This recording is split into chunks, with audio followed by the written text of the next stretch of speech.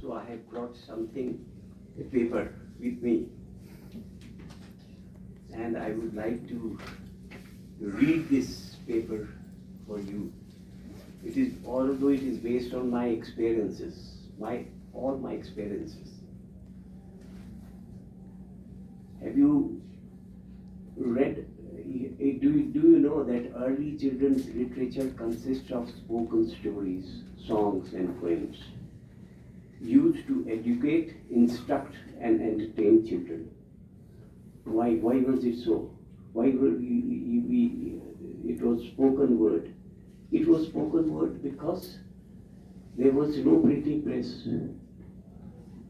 And spoken word was because there was no literacy. People didn't know how to read. So they used to pass from one generation to another generation. I remember my father telling me interesting stories when I was a child. At that time also when I was a child, long back, I was a child. So at that time there was nothing printing, no Amar Chitra Katha, no Champak, nothing of the sort.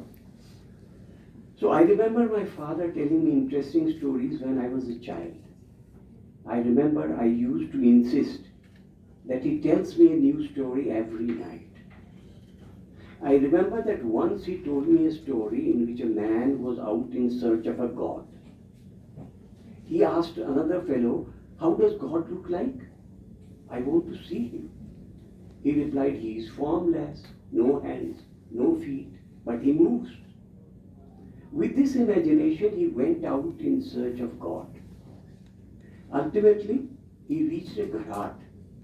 Gharat, do you know? It is water mill. He reached a gharat and found it moving and has no hands, no feet either. He thought that it was God. So embraced him and was badly bruised all over the body. With these and many other stories passed out our childhood. There was no Champak or Amar Chitra Katha, as I have already told you.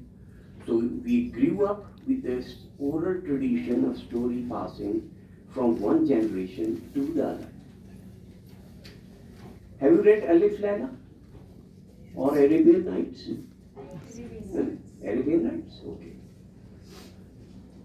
That came into being because an Arab king by the name of Shahryar used to marry a girl and would kill her the next morning and marry another and kill her too. This process continued for long till Shahrazad, daughters of one of the king's ministers, said to her father that she wanted to marry the king. Her parents were depressed, but she insisted that she would marry the killer. Now what happens after that? When they were married, Shahrazad told him a story. The king got so engrossed in the story that he wanted to hear the end of it, and so did not kill Shahrazad. She had full faith on her art of telling the story, and she knew that she could weave a story enchanting. She continued for several days with the story, and the king was all eager to hear the end of the story, which never came.